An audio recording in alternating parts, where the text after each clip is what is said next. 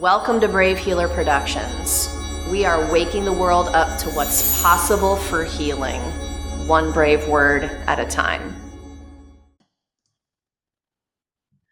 Welcome, everyone. I'm Laura DeFranco, the CEO of Brave Healer Productions, where we have a mission to wake the world up to what's possible for healing, one brave word at a time. And here today to help me with that mission are some of the incredible authors of a new book that we have coming out. This book is called Hot Mess to Hot Mom: Transformational Tools for Thriving After Childbirth and Beyond. And I'm going to introduce all of these very amazing women to you in just a minute, but a huge thank you first to Tara De Leon, our lead author of this project. Tara, thank you so much for putting together this stellar group of expert authors. Man, this is the book I wish I had back then, and we were all talking about that a little bit before we started recording today. This is just a big mission that you had to bring together the information that we need to really thrive and to do this whole mom thing a little bit differently so that we can really serve and from that place of overflow, taking care of ourselves, right? And there's so much in this interview I'm excited about getting to. So huge thank you to Tara. We wouldn't be here without her. And I have a few amazing people in my Zoom room today. Aubrey Edwards is the CEO of Bright Beginning Children's Learning Center. She has 24 years of experience and has always been passionate about making a difference in every child's life that walks through her doors. The mission is to create a safe, nurturing, and fun environment for all children to learn and grow. I've got Elizabeth Harris with me. She's a dietitian and certified intuitive eating counselor who helps people break free from toxic diet culture and transform how they approach nutrition, whole health, and self-care. Kelly Myerson is a sleep specialist, author, and podcaster who specializes in guiding you to cultivate great sleep for the rest of your life. Yes, let's have more of that. Trish Brewer is a trauma-informed breathwork coach, Reiki master teacher, and intuitive guide working with individuals committed to inner healing. All right. If you do not hear the power that I have in my Zoom room, I don't know how to help you because this is going to be pretty amazing. Aubrey, start us off today. Tell us about your amazing chapter. So I am chapter 12, a positive spin on parenting, how to keep the vibe high even in your frustrating moments. So in my chapter, I talked about ways to stay organized. So you are not having night sweats, panic attacks, and a sprinkle of positive psychology into your everyday, especially with your kids. You know, this is challenging sometimes, right? I think like, yeah, so you're making me think of the bad days, the days where I'm at the edge. I don't have anything left. What's the most important thing about this you want people to know? Especially as a single parent of two boys, um, being organized and being consistent really helps me personally. And yeah, I mean, really, it's just knowing what I'm doing at all times, keeping a consistent schedule, especially with my kids, and staying organized.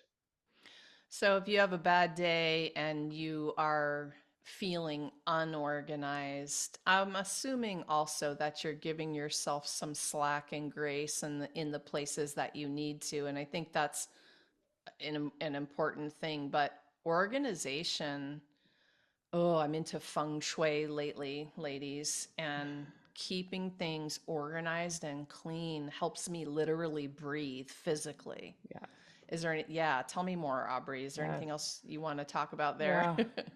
yeah. Like you said, staying organized, staying consistent. With my kids, my oldest is a little bit older. He's 9. I'm able to communicate well with him. So if I'm having a hard moment or a hard day, he's like, "Where can I help you? What can I do? You know, you're not meant to do this alone." So he helps me a lot with his kindness and his practicing patience. So yeah, Oh, that's amazing. yeah, it is. Yes, like, whoa. Okay, you did something right there. I don't know. Right. That's pretty cool. Thank you. Aubrey, thank you for being here today. More from Aubrey in a moment or two, you guys. Elizabeth, tell us about your chapter. Yeah, hi. Thank you so much for having me. My chapter is chapter 10. It's called Motherhood is Hard, Eating Doesn't Have to Be. And I think my thinking in that chapter was, A, I'm a mom, my kids are college age kids. I'm sort of at the other end of the journey than maybe many of the people who will be picking up this book. So I get the bumps along the road in related to motherhood, but also I want to share with people the idea that so much of the way we're taught to approach nutrition out there is complicated and it's frustrating and it's so restrictive. And people, I work with people every day who just feel overwhelmed at trying to figure out what they're supposed to, and I put that in air quotes, eat, or how to eat and actually feel good in their bodies. And from my perspective, the reason why that happens is because of all the crazy messaging that we get from diet culture. And so I really wanted to, with my chapter, inspire moms that their health matters, right? Fill your own cup first. It matters. It will help you take care of your family. But also, I wanted to empower them to push back on diet culture, to really step back and nourish their whole mind, body health, and then to share easy strategies and some ways that they can do that. Just very simple tips to help them get themselves fed in a way that will support their energy, their health and well-being. And I would say also just maybe give people a little bit of a nudge or some inspiration to change the motivation behind why and how they're feeding themselves. I think particularly after having a baby, our bodies change, and often the motivation is around kind of wanting to kind of get your pre-baby body back, which PS, that never really happens exactly. Of course, your body's different. Um, and I really want to get people to think about how they can care for their bodies, not change their bodies. And if I'm passionate about getting that message out to new moms, because if we can shift their thinking about how they approach food and their bodies, they can also grow their kids with food and body confidence, which is huge. Oh my gosh, so many things that you just said there that I want to rewind to. I think the first is that no matter what age your kids are, so mine are, 24 and 21, and the topic of the food, no matter where you are in life or what transitions you've made, or if kids are in the house, out of the house, it's just different. But it's still really important to nourish yourself. And you talked about the diet culture thing, which I think, I don't know, this deserves just another minute. Like, what's the thing you want us to know about that in terms of our awareness of what we're seeing? Yeah, I think, well, first of all, just notice that diet culture is everywhere, right? It's just that equating thinness with health, or the massive focus on, weight, or the moralizing of food choices, the good versus bad. Just start to notice it and you'll literally will see it everywhere. I always say once you see it, you cannot unsee it. And once you fully understand the harm of it, which is it's nearly impossible for any of us to feel confident in how we're nourishing our bodies, to trust ourselves, and to feel comfortable in our bodies when we're constantly bombarded with messaging that what we're eating isn't right, isn't good enough. We got to cut out this, we got to avoid that. There's so much fear mongering around it, and the messaging that none of our bodies are good enough the way that they are, that there's this elusive ideal body out there, and it can really get in your head and make it difficult to have a happy, healthy relationship with food, and to trust that how to nourish your body and listen to it. because instead we're listening to diet culture and in our heads instead of listening to our bodies. And my work is about really teaching people how to reconnect with your body and shut out the noise. Yes, thank you. And thank you for the awareness because everything starts there. This is for everybody. It's like you are going to hear some golden nuggets of awareness today that will change your life. Like it's big potato stuff to me. Thank you for being here, Elizabeth. Thank you. Kelly, this is perfect because next comes sleep. We're going to nourish ourselves with positive thinking and high vibes, and we're going to eat the right kind of stuff that makes us feel good. And then we better sleep, right? Tell us Yes. about your chapter. You better sleep. Yeah. I'm not sure if that approach works anymore, but I wrote chapter 2, Restless to Restful, Simple Steps for Moms to Get Great Sleep. And I think for me, the real mindset shift is one, just to reiterate what both of my co-authors shared, like that prioritization of yourself first as a mom, which 10 years ago when I was a new mom was not something I even knew we were able to do. Like that was a thing. It was just keep your baby alive. And I think there's such a lot of misinformation about sleep, and that like you should just be able to lay down and sleep. And actually it is a skill and there are ways to look at it. And I think that's my shtick with sleep, is finding the strategies that are simple and easy enough to put in place that don't require anything special, no prescriptions, no new items bought, but you can just start right now and get a better night's sleep. I love that. I don't think I've heard anyone say sleep is a skill before. I like that. What's the most important thing about that that you want us to know? Like, if we're trying to build that skill, what would you start us with? I think for me, I always love to start with your sleep environment, because I think it's not asking you to change anything inherently about yourself. But we spend so much time when we have, we're planning for a new baby coming. We create this beautiful nursery. We have the lower lighting, the pretty colors, the things that make it feel comfy and secure. And we tend to ignore the bedroom of the mom and where she needs to get her sleep so she can keep her baby alive. So I think that's a great place to start. And for me, it's always about going back to my roots as an occupational therapist, and I'm trained in sensory integration therapy, and thinking about all your senses and bringing all your senses into the bedroom with you. And that can be a joyful experience. It can just be about making it a more serene and happy environment that you want to go to at the end of the day. I love that. I love the feel of setting up that environment. That's, a bit of the feng shui thing that I have been looking at for actually all the rooms. But the one that we spend what a third of our life in is, yeah, it's kind of important. Mm-hmm. Kelly, thank you for being here today. Trish, tell us about your chapter. Sure. I wrote chapter 13, and it is how to calm your nervous system in 60 seconds or less. It's an anytime breath tool for overwhelm.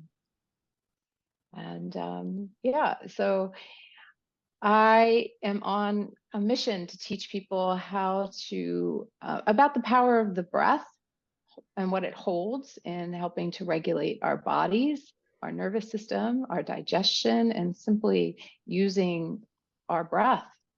I find that people walk through life not really understanding how their breath helps their system, helps their body. So with sleep, with digestion, what we talked about, how it calms things, everything our co-authors just spoke about, we have that. It's an innate tool that we can use that a lot of people don't even understand how it works. We just breathe. Gosh, you four are such a beautiful combination of tools today. I love it how the universe puts us together for these interviews. Trish, this is a profound tool that we have at our fingertips any second of the day, no matter what we're doing.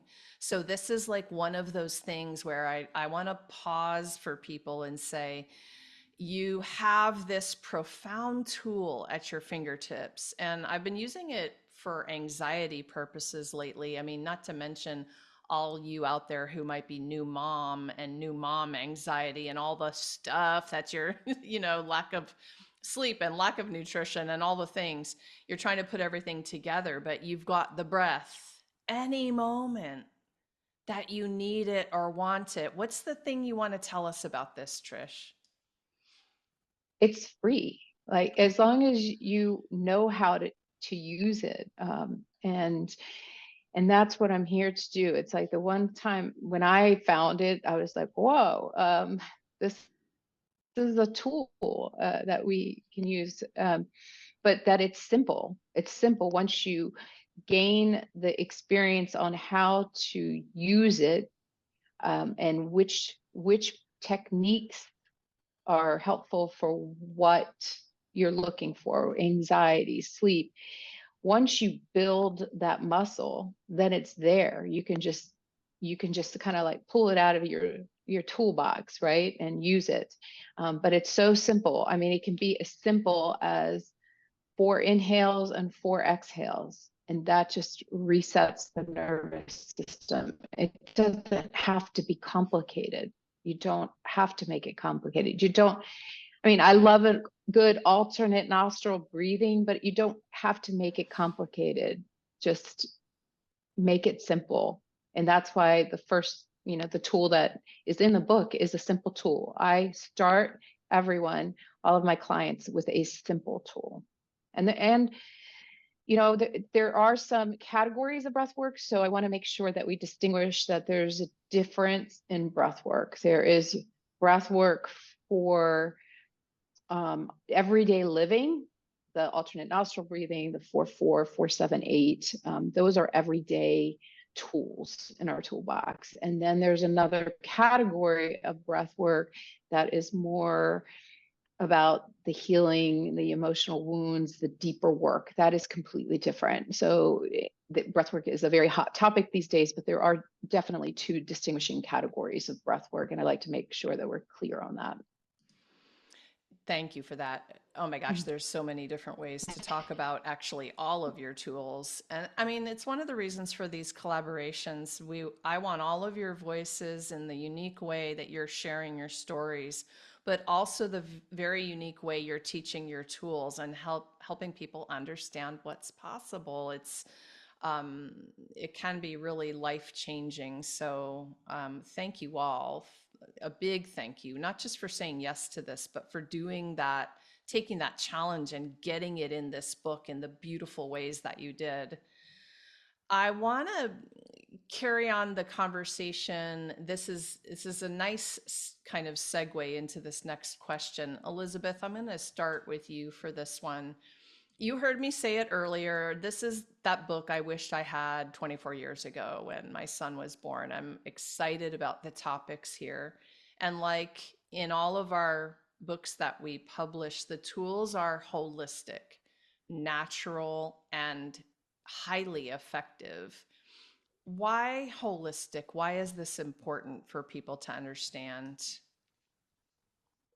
From my perspective, because we're whole people, there's so many different aspects and elements of who we are and what our priorities are and what our responsibilities are, and just what lights us up as people. And we want to be able to kind of look at that from all the different angles to support you as a whole person. Yes, you have a child now, but you're still a person with needs, and those needs matter. And hopefully the tools are simple and accessible so that you can use them in your day-to-day life while you're now likely very busy raising kids. Love it. I love the way you kicked that question off. There's a lot of ways to answer this question of why holistic. Kelly, what's yours? I think for me, holistic because you're considering the whole person. And it's also about coming at it from the different points. Like for me, talking about sleep, it's environment, which I shared. But for me, I also look from your environment, your mindset, and your habits and how they all intersect. And you may have a great bedroom all set up, but you might have terrible habits and habits that need reshaping. And so you can come in and change this very dynamic, if you think of them as interwoven circles, and you can improve your sleep that way. You don't have to come at it from just one way. So you can really consider everything that affects you. So people have different life circumstances. Some moms are lucky enough to have a big circle of friends and family around them, and some moms are doing it on their own. So I think if you're holistic, it's accessible for people. And it really does honor who they are and where they're coming from, and doesn't have a very, standard approach. It can be more personalized to each person. I love that. Thank you. And I love listening to all of your ways of talking about this. This is exactly what we need in terms of people understanding and having hope and not feeling alone in the way they feel about what's going on around them. Trish, what do you want to add to this holistic conversation?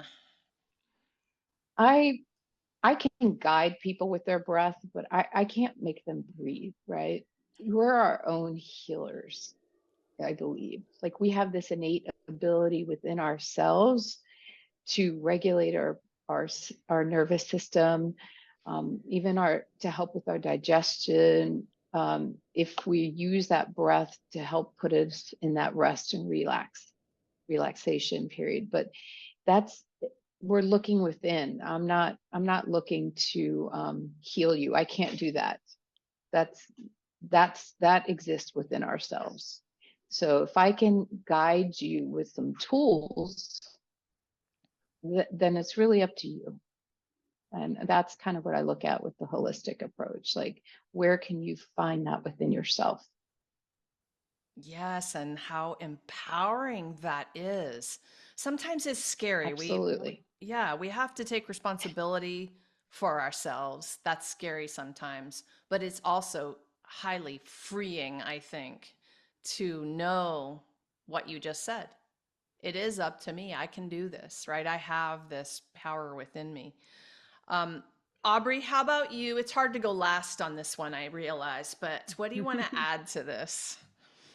Um, one of the many, many reasons why I've been with Brave Beginnings since the days that we opened the door is because I live and breathe the mission of Brave Beginning, where we focus on the whole child. In my chapter where I talk about how we shifted our preschool into 2019, where we focus even more on social and emotional and physical needs, and even more, and not just for the families, specifically for the children. And we communicate with the children and how they can help themselves, you know through whatever they're going through as well. Oh my gosh. I mean, even that, thinking back, how cool is it to think about the ways that childcare is evolving on this topic? This is exciting to me to hear, to hear those things. It wasn't so much even, a decade or two ago, but it's because you all are trailblazing the knowledge about this, that people are waking up to it. Okay, so we're going to stick on this topic a little bit of self-care, and really the main theme, one of them in this book, is that to be the best mom you can be, you have to remember you come first. Self-care after childbirth is crucial. It's an awareness process. Feeling is healing, but if you all serve others in any capacity, not just as a parent, This is absolutely crucial, right? Thinking about how you keep yourself healthy and serving from an overflow.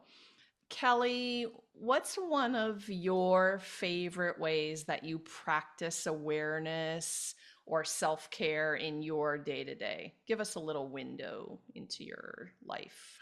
I think the one thing that I changed, and it really did come out of the pandemic and being at home and really recognizing the importance of separating work from home, from self care. So one thing that we really started to do in my house at that time was start to really wind down and rest in the evening.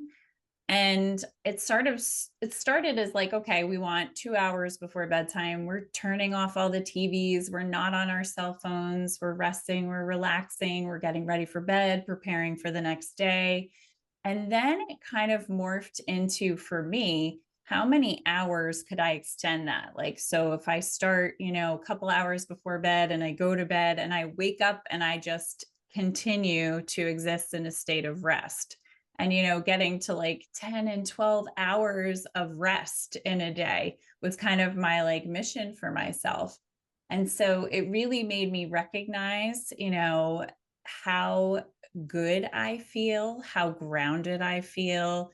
It's so much easier to fall asleep when you're already in a restful state. I love to talk about the brain and the different levels we get to, but getting into that theta state before we're going to fall asleep is such a great thing.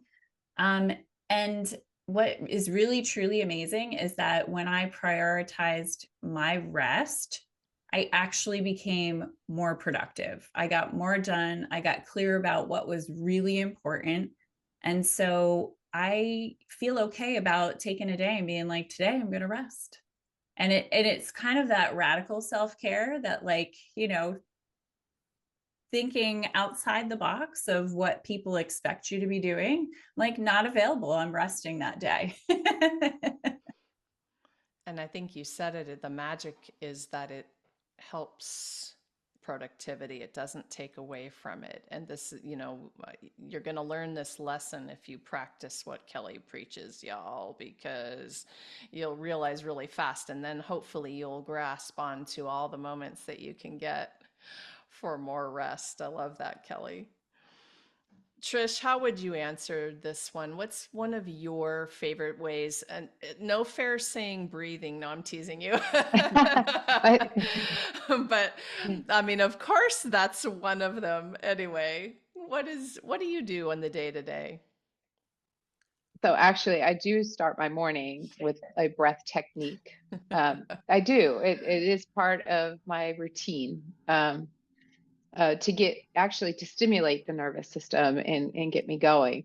So I love coffee on occasion, but it is no longer an everyday thing for me. So I cut that out a long time ago, but I do enjoy a cup of coffee here and there. So my breath, a specific technique that I use to get me going in the morning. So before I even roll out of bed, I just sit up and do a breath of fire and a 5-minute meditation. It's very simple because I still have a 16-year-old at home that I have to get to school. So it's less than 5 minutes to do my breath of fire. It's less than 5 minutes meditation. If I can get 3 journal prompts, right away into my book, that's great. Or a little journal dump, that's fantastic. And then I'm on my way. And that's my morning routine. I really don't waver from that because that's what I need in the morning. An evening before bed, when I lay down to bed, I am doing a breath technique for sleep and a meditation, and then I'm out. And that's pretty much those are my I must have every day. All right, did y'all hear Trish say that there are some mornings where the breath work replaces the cup of coffee? I'm just going to rewind to that for just a half a second because that's how profound that tool is. And it's so important. Yeah, I know. It's like, whoa, really? People are so addicted to their caffeine, right? I love it, Trish. Thank you for sharing Mhm. that. And I love hearing everything about what you all do. It's nice to understand that you all practice what you preach. You have to. I mean, right? You have to be able to teach from a place of experience. And I love playing in the sandbox with all of you because of that. Aubrey, how about you? What's one of the ways you practice awareness, self-care? What's that look like for you? For me and my boys, I pretty much set us all up the night before. And just like Kelly said, I'm someone that needs a lot of sleep as well. So when they're going down at 8:30 to 9, I'm like 9:10, 9:15. And then I've learned that I need to give myself almost 2 hours in the morning so we're not feeling rushed and we're not having a chaotic morning, that we can kind of go through our morning at a nice pace and walk out that door without stress. The last thing I want is for us to start our morning not on a good note. You're just making me think of that gift of giving yourself more time than you think you might need. Right. Yeah. Oh, that's so juicy. That feel of that. Yeah. I love it, Aubrey. I love that addition. I love all of your ways. We need to be doing a little bit of all of them. Elizabeth, what do you want to add in terms of yours? Yeah, well, first of all, I really want to get my hands on that breath technique for sleep that Trish spoke about.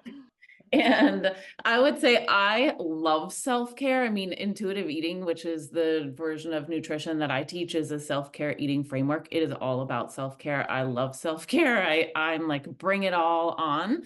So I also really appreciated what Kelly said about I was trying to extend this, like it started out as this night thing, and then I figured out how to extend it throughout my day. And I just think what a beautiful way if we could all figure out how to extend our self-care throughout the day, how awesome that would be. For me, my top three are definitely food, right? I mean, nourishing my body is important to me, and I feel the difference when I do it well versus when I don't.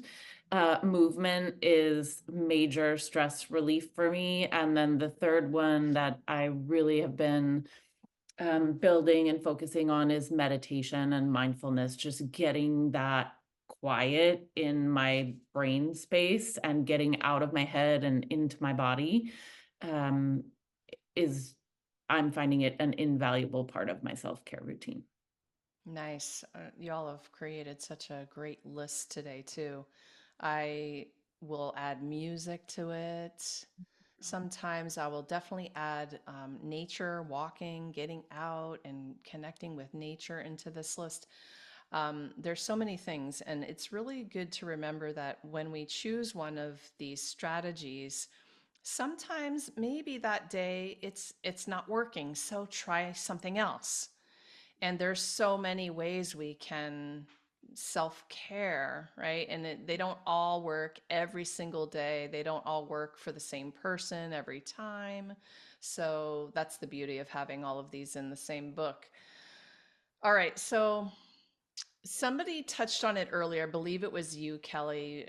You talked a little bit about community, and it is one of my favorite topics. I want to close out on this question for all of you today.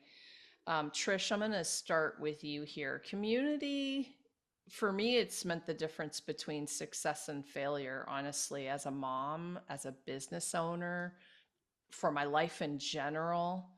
And I would just love for you all to share, what is community meant for you? Trish, you first. Yeah, I love that question. Community, agree with you. Community has definitely, um, for me, meant sharing um, success with a group of like-minded individuals.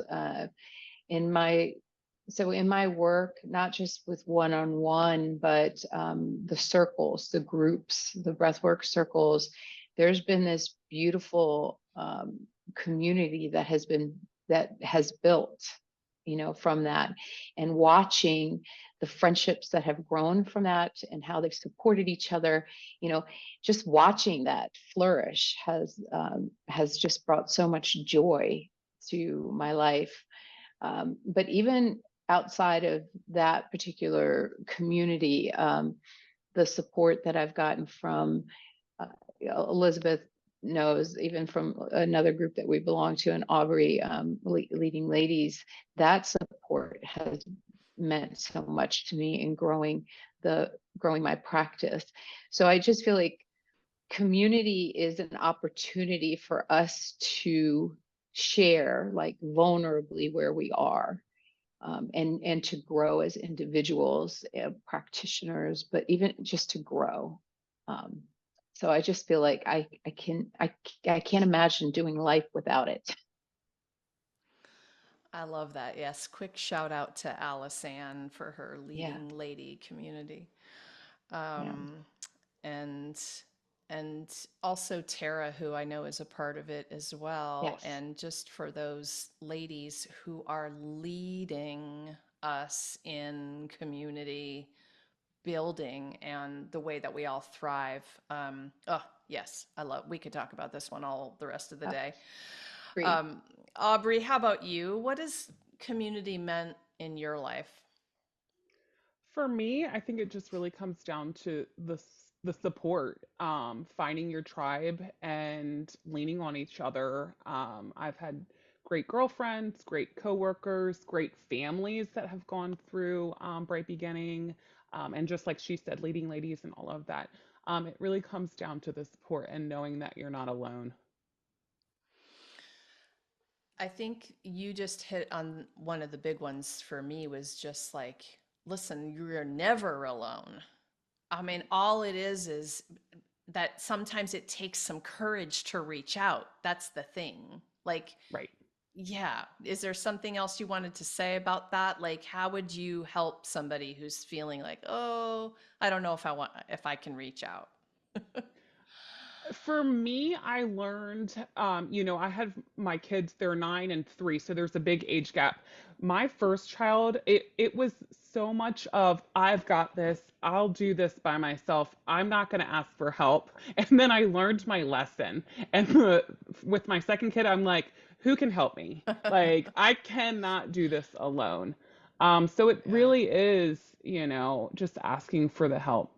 Yes, I love the way that you tell that Yeah. story. I think we all might have learned that same exact Right. lesson in that way.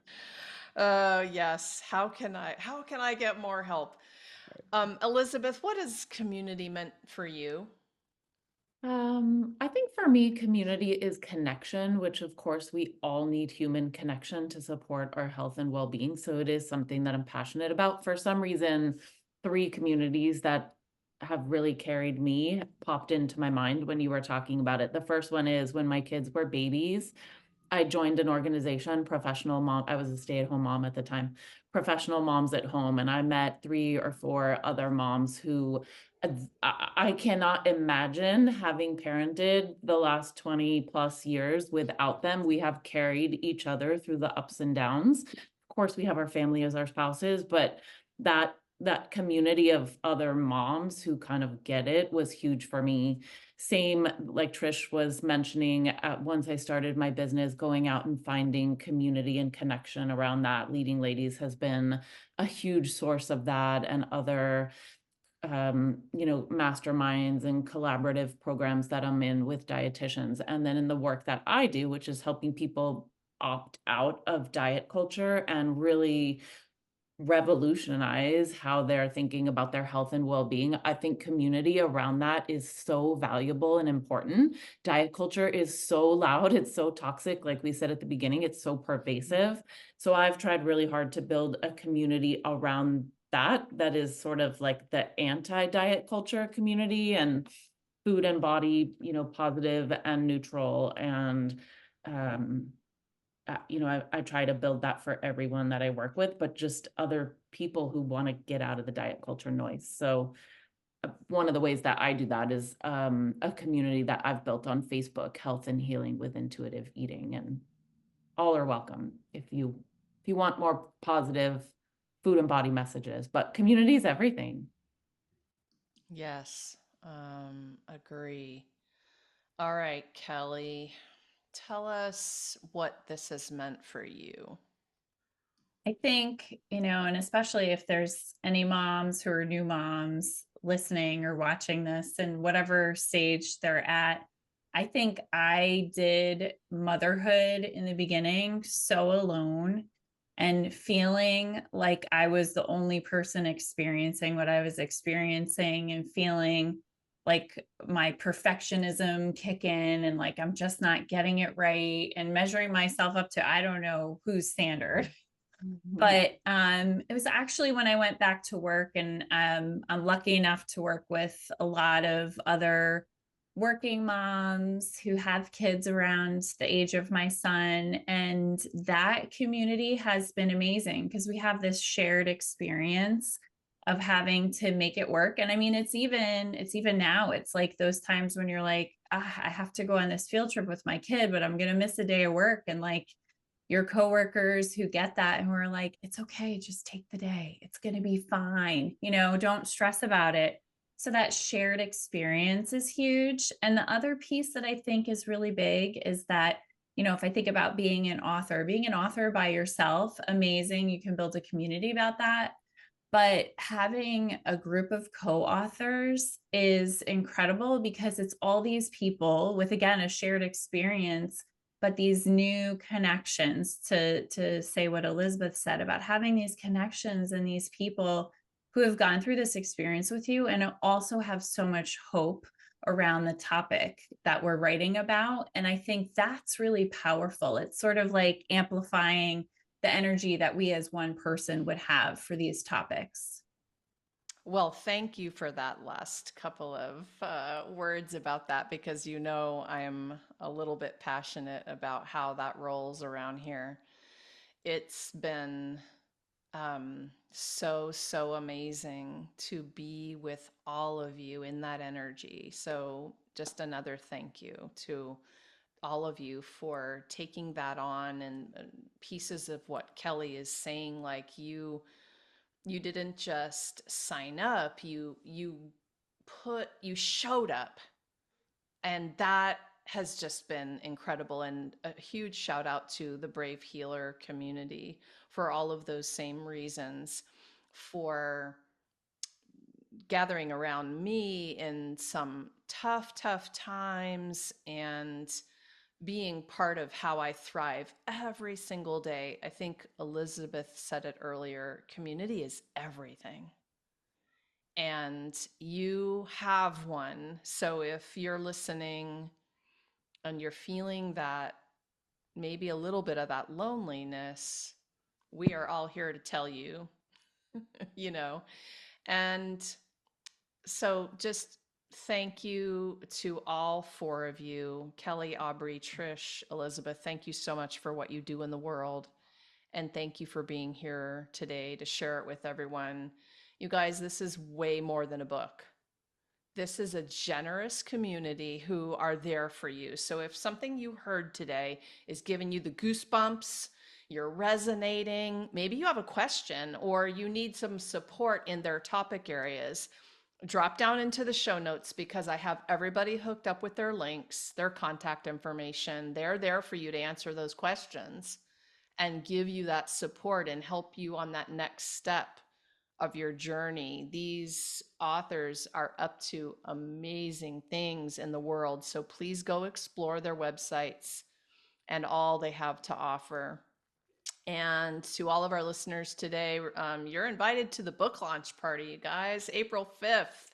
I've got some information down below about the book launch party for Hot Mess to Hot Mom. We're going to have all of our authors there that day to celebrate. And if you happen to be listening to the interview today, anytime after that date, then that just means you need to hop over to Amazon and pick up your copy of this amazing book. And lastly today, everyone, remember, your words change the world when you're brave enough to share them. So it is time to be brave. See you next time, everyone.